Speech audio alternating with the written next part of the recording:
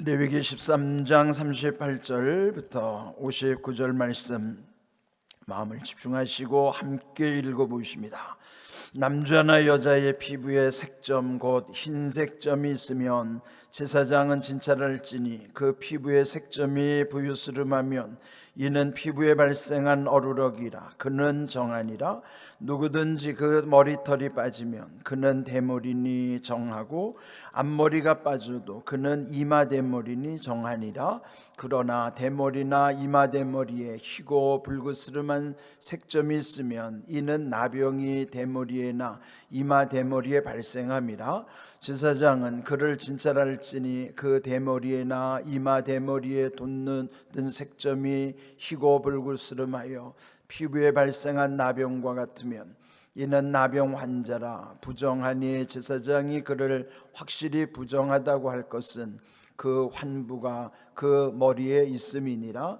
나병 환자는 옷을 찢고 머리를 풀며 윗입술을 가리고 외치기를 부정하다 부정하다 할 것이요 병 있는 날 동안은 늘 부정할 것이라. 그가 부정한즉 혼자 살되 진영 밖에서 살지니라. 만일 의복에 나병 색점이 발생하여 털옷에나 베옷에나 배나 털의 날에나 씨에나 혹 가죽에나 가죽으로 만든 모든 것이 있으되 그 의복에나 가죽에나 그 날에나 그 씨에나 가죽으로 만든 모든 것에 병색이 푸르거나 붉으면 이는 나병의 색점이라. 제사장에게 보일 것이요 제사장은 그 색점을 진찰하고 그것을 이레 동안 간직하였다가 이레 만에 그 색점을 살필지니 그 색점이 그 의복의 날에나 씨에나 가죽에나 가죽으로 만든 것에 퍼졌으면 이는 악성 나병이라. 그것이 부정함으로 그는 그 색점 있는 의복이나 털이나 배의 날이나 씨나 모든 가죽으로 만든 것을 불사를지니 이는 악성 나병인즉 그것을 불사를지니라. 그러나 제사장이 보기에 그 색점이 그 의복의 날에나 씨에나 모든 가죽으로 만든 것에 퍼지지 아니하였으면 제사장은 명령하여 그 색점 있는 것을 빨게 하고 또 이레 동안 간직하였다가 그 빵굿을 볼지니 그 색점의 빛이 반하지 아니하고 그 색점이 퍼지지 아니하였으면 부정하니 너는 그것을 불사르라. 이는 거죽에 있든지 속에 있든지 악성 나병이니라. 빤 후에 제사장이 보기에 그 색점이 엷으면 그 의복에서나 가죽에서나 그 날에서나 그 씨에서나 그 색점을 찢어버릴 것이요 그 의복의 날에나 씨에나 가죽으로 만든 모든 것에 색점이 여전히 보이면 재발하는 것이니 너는 그 색점 있는 것을 불사를지니라. 내가 빤 의복의 날에나 씨에나 가죽으로 만든 모든 것에 그 색점이 벗겨졌으면 그것을 다시 빨아야 정하리라. 이는 털옷에나 베옷에나 그 날에나 씨에나 가죽으로 만든 모든 것에 발생한 나병 색점에 정하고 부정한 것을 진단하는 규례니라. 아멘. 레위기 13장은 그 나병 진찰에 관한 그 말씀이죠. 이제 앞에서 말씀드린 것처럼 이 전체 27장 중에서 11장부터 15장까지 그 5장은 특별히 정결법에 관한 규례의 말씀이에요. 정결법 중에서도 11장에는 음식에 관해서, 12장에서는 산모가 해산한 다음에 어떻게 정결해야 될 것인가, 그에 비해서 이 13장에서는 나병에 관한 심각함을 계속 강조하는 것이죠. 그런데 이 13장이 전체 59절까지 있어요. 그런데 14장에 가면 또 57절에 이르기까지 나병과 관련된 정결의 말씀들이 있는 것이죠. 그러면은 여기 13장, 14장도 비교적 59절, 57절이면 이 전체 레위기 37장에서도 제일 긴 장에 해당되는 부분들이에요. 그렇다 보면은 정결해야 된다는 것, 그 중에서도 이 나병을 얼마나 심각하고 중요하게 다루고 있는 것인가, 그것은 오늘 우리와는 별 상관이 없는 주제일 것 같지만 그 나병의 의미는 곧 죄의 심각성을 우리에게 보여주시는 말씀이에요. 그러므로 우리의 일상의 나병과는 상관없더라도 여전히 죄의 문제는 오고 오는 세대 모든 인생 가운데는 심각한 주제일 수밖에 없는 것이에요. 그래서 여기 이 나병을 통해서 우리 죄성, 죄악의 그 속성이라고 하는 것은 나병의 속성처럼 전염이 되고 부패시키고 파괴시키고 그러는 거예요. 여러분이 예전에 그런 한센시병 환자들을 본 적이 있는지 모르지만 이런 모습을 보면요, 아주 얼마나 그 모습이 정말 보기 끔찍할 정도예요. 그러니까 본인이 그런 병을 앓는다고 생각해 보세요. 그런 병은 하늘이 내린 형벌이라 해서 예전에는 천형이라고 그랬어요. 하늘이 내린 형벌. 그러니까 천형이라고 하는 것은 그는 그 당시는 치료가 불가능했죠. 근데 지금은 치료가 가능해졌어요. 그러니까 이미 상황이 달라졌기도 하지만은 그러나 그 나병이라고 하는 것이 그러면 가만히 있어서 오는 것이 또 아닌 것이죠. 역시 자기가 어떻게 관리하느냐, 자기 책임의 부분도 있는 것이죠. 죄라고 하는 것을 피할 수도 없지만은 그 죄 앞에서의 결국 책임은 자기가 져야 되는 거예요.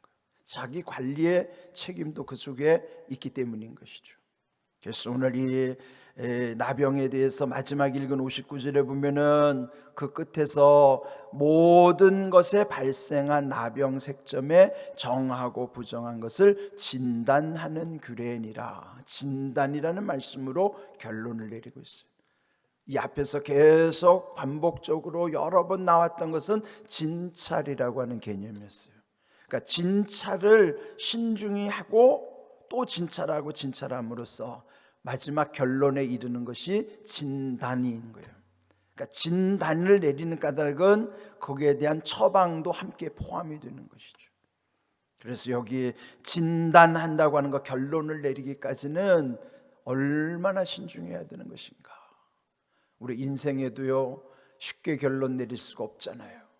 그러니까 그 결론에 이르기까지 여러 가지 그 원인들, 그런 결과들을 미리 다 살펴야 되는 것이죠.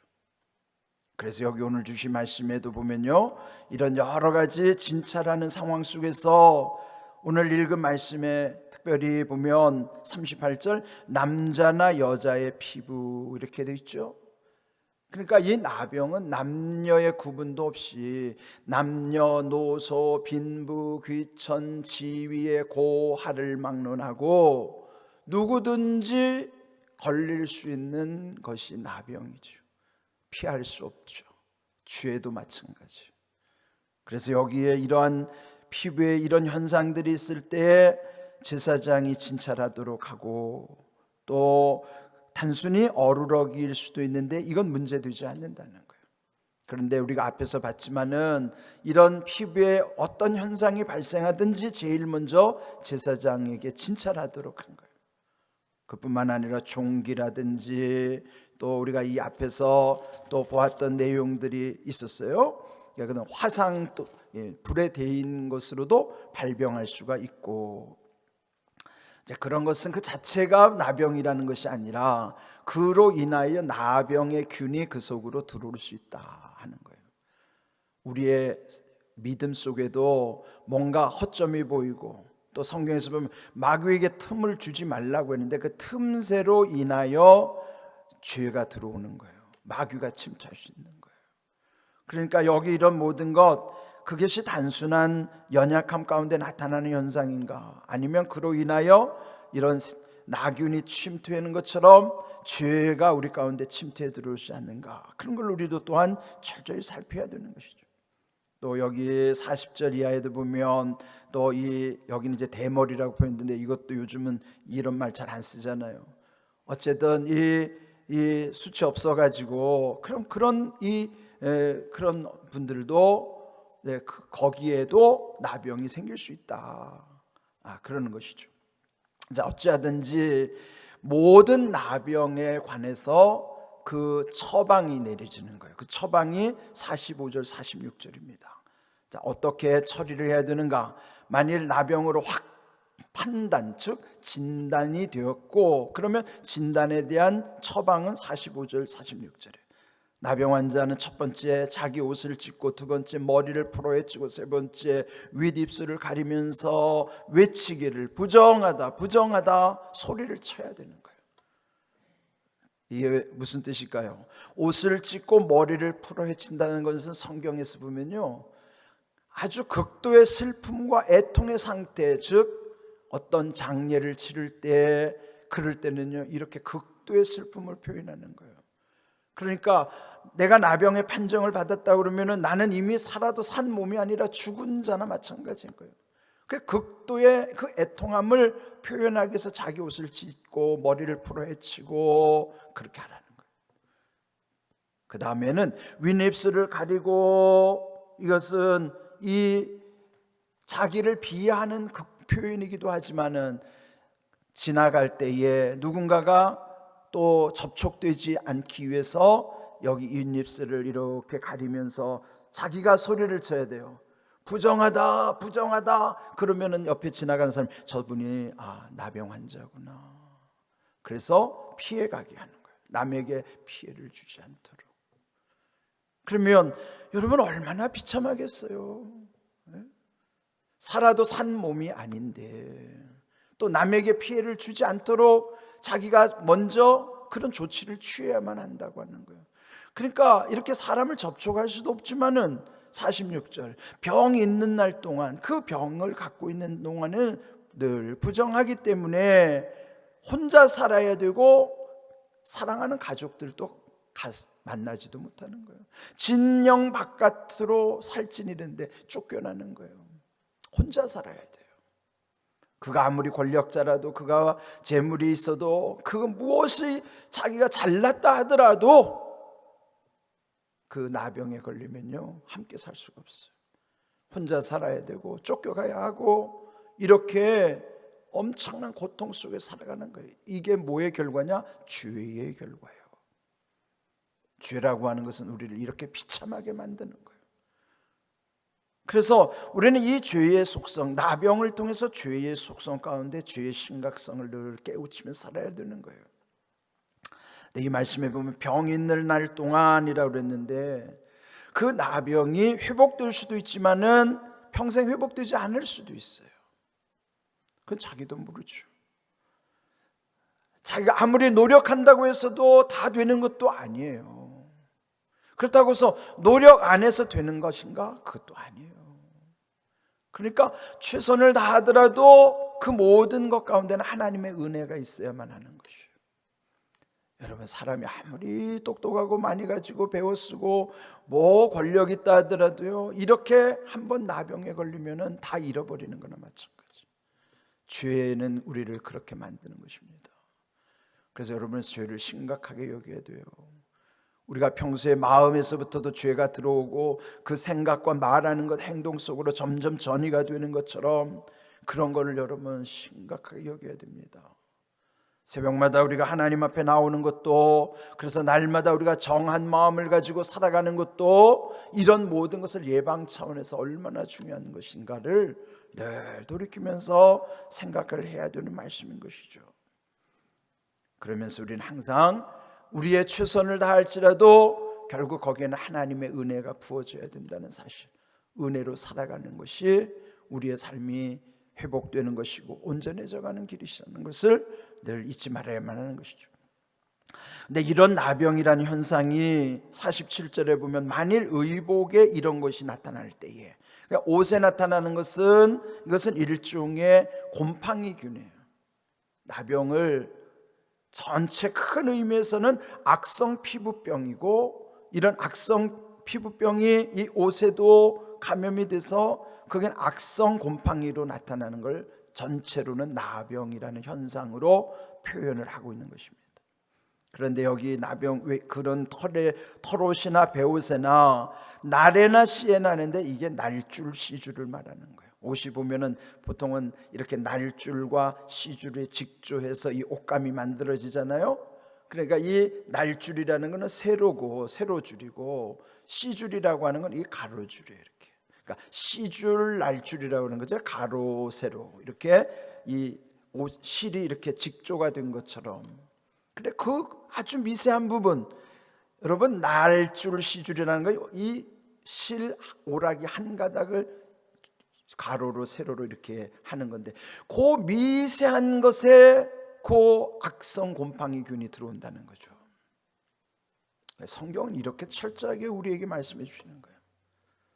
그 날에나 시에나 날줄 시줄 시줄 날줄 그 미세한 속에도 이런 균이 침투할 수 있다는 거예요. 죄라고 하는 건 도처에 있는 것이죠. 그러니까 여기에 사람도 가리지 않고 사람의 환경도 가리지 않고 사람이 있는 의복이나 물품이나 그런 주변의 모든 것에도 보면은 그런 모든 게 다 있다는 거예요. 심지어는 55절에 보면은요, 55절 넷째 줄, 거죽에 있든지 속에 있든지, 거죽 겉으로 드러나는 것, 드러나지 않는 것 속에, 그러니까요 사람의 안팎에 환경에 안팎에 가리지 않고 다 나병이 침투할 수 있는 것처럼 죄도 마찬가지다 하는 것이죠. 그런데 이 의복도 그런 걸 관찰할 때 아직 확신이 안 들면 또 이래 동안 간직했다가 보게 하고, 그래서 그게 심각하지 않을 때는 물로 씻어서 빨아서도 해결되지만 그렇지 않을 때는 아예 55절 셋째 줄 분리사르라 그랬어요. 여러분 이 죄라는 속성은 물로써 씻어질 수도 있고 불로 안 되는 건 불로 태워져야 하는 것처럼. 그러니까 여러분 이 성경에도 물과 불이라는 걸 강조하죠. 물은 세례를 의미해요. 세례를 통해서도 정결함이 있고, 불이라고 하는 것은 성령을 상징하므로 물 세례, 성령 세례, 불 세례. 그래서 물로 불로 우리가 정결하게 되어야 된다는 거예요. 그럼에도 불구하고요, 이런 상황 속에서 보면 57절 둘째 줄 끝에 보면 여전히 그런 현상이 보이면 이것은 재발하는 것이니, 그러면 재발하는 것이라는 것은 또 발생해 가고 있다는 거예요. 이게 무섭죠. 이미 회복되었는데 또 다시 재발한다는 거예요. 야, 이게 심각하죠. 죄라는 거는 그래요. 평생을 따라다니는 거예요. 이게 아담 이후의 원죄로 인한 우리는요, 끊임없이 우리의 부족함과 연약함 속에는 끊임없이 이렇게 죄가 침투하는 거. 그걸 누가 이용하는가? 그게 마귀가 이용하는 거예요. 그러니까 우리가 이 새벽에 하나님의 말씀으로 우리 심령이 정화되지 않으면 세상을 이길 수 있을까요? 속수무책입니다. 안 돼요. 아무리 천하장사도요 죄를 이길 수 없어요. 그래서 우리는 항상 하나님 앞에 겸손해야 된다고요. 내 능력으로 사는 게 아니죠. 하나님의 은혜 가운데 사는 것이죠. 그래서 우리는 날마다 새벽마다 이렇게 우리의 심령을 말씀 가운데 기도 가운데 새롭게 하는 것이죠. 그래서 결국 오늘 이 말씀 59절까지의 결론에 그런 진단하는 규례 가운데 이미 앞에 진찰도 진단 이후에 처방도 다 여기서 내려진 거예요. 이것을 우리가 잘 살피면서 우리의 자신들을 또 오늘 죄 가운데 내가 어떻게 살아야 되는 것인가, 자기를 진찰하고 자기를 진단하고 자기를 처방해야 되는 거예요. 이거 누가 합니까? 결국은 본인의 책임이에요. 주의 종이 옆에서 도와주는 것은 그는 도와줄 뿐이지 결론은 자기 인생은 자기가 살아가는 거예요. 여러분 잘 아는 예화처럼 그 말을 물가로 인도할 수는 있어도 그 물을 마시는 것은 결국 말의 몫인 것처럼, 저는 여러분을 이렇게 말씀을 전해드리고 푸른 초장으로 인도해 드릴 수는 있어도 결국 받아들이고 안 받아들이고는 여러분의 자유예요. 그래서 여러분이 책임을 지셔야 되는 거예요. 누구를 탓할 것도 없고요. 우리는 이렇게 주님의 은혜 안에 있음을 감사하면서 오늘 주신 말씀은 나병을 통해서 죄의 속성을 우리에게 깨우쳐 주시고자 하고 결국은 정결하게 하는 것, 그게 거룩함이라는 것이죠. 그런 귀한 은혜를 가지고 우리가 날마다 살아가게 됨을 감사하시면서 여러분의 인생을 여러분이 책임지는 것은 여러분이 하나님의 은혜 안에서만이 그 책임이 온전해져 가는 것이지 그 또한 여러분이 할 수 있는 것도 아니에요. 이런 귀한 은혜를 늘 마음에 새기면서 우리 평생에 하나님의 은혜 안에서 모든 일이 이루어질 수 있기를 주님의 이름으로 축복합니다. 아멘.